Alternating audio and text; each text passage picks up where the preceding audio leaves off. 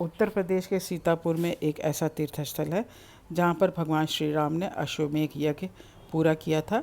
इस स्थान का नाम चक्र तीर्थ नैमिषारण्य है, जो देश भर में प्रसिद्ध है। आइए इसकी कथा जानते हैं।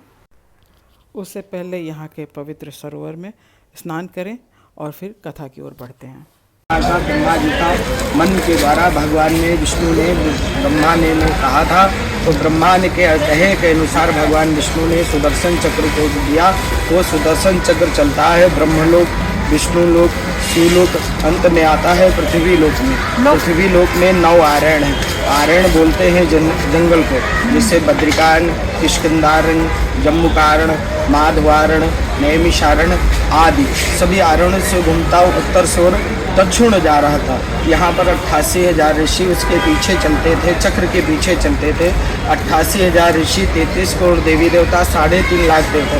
तो पितामह से कहा कि हे पितामह, आपने चक्र को छोड़ा, ये कहा कितनी दूर जाएगा? तो कहने लगे जो ये चक्र है, चक्र की गति को शांत हो जाएगी, जहाँ ये चक्र गिरेगा वही तपोभूमि होगी। तो पितामह के बताए के अनुसार ऋषि चक्र के पीछे चल देते हैं। चक्र वो आता है, यहाँ पर आता है। यहाँ पर सप्त ऋषि हमारे जो थे, उनका आदि समय पर हवन कुंड था। स्वाहा नाम की आहुति पड़ रहे थे, धुएं और चक्र में आपस में मिलाने, उसकी आगे जाने की शक्ति नहीं बची।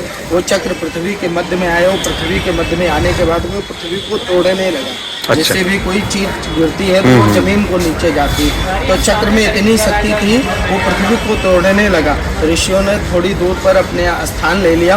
उसमें कुछ ऋषि कहने लगे, हे पितामह, आपने जो चक्र छोड़ा है तो इत्यादि इसको रोकिए, नहीं नैमिषारण्य में पृथ्वी पर ही जल हो जाएगा, तपस्या आदि हम करेंगे। पितामह ने कहा कि थोड़ी दूर पर माँ ललिता देवी विराजमान है। या देवी सर्वभूतेषु मातृरूपे नमस्ते नमस्ते। इस मंत्र का उच्चारण करते माता ने 6.5 पाताल को चक्र की गति को शांत की। वहीं से जल के अंदर से जलाता है। आज भी जो सतरण कथा सुनते हैं, प्रथम श्लोक आता है, एकदा नैमिषारण्यस्या सौनकादया पुच्छम पौराणिम खलु।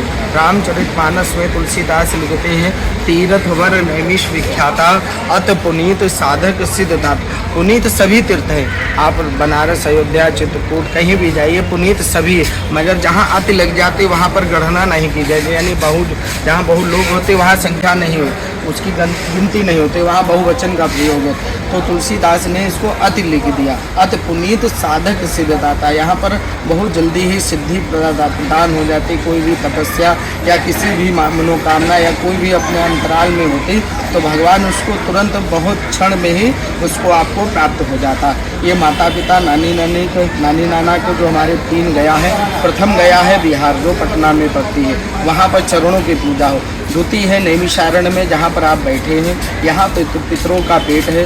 अंत में बद्रीनारायण में, तीसरी है बद्रीनारायण, जो कृपाल मोक्ष धाम है। बद्रीनारायण उत्तराखंड में हो गया।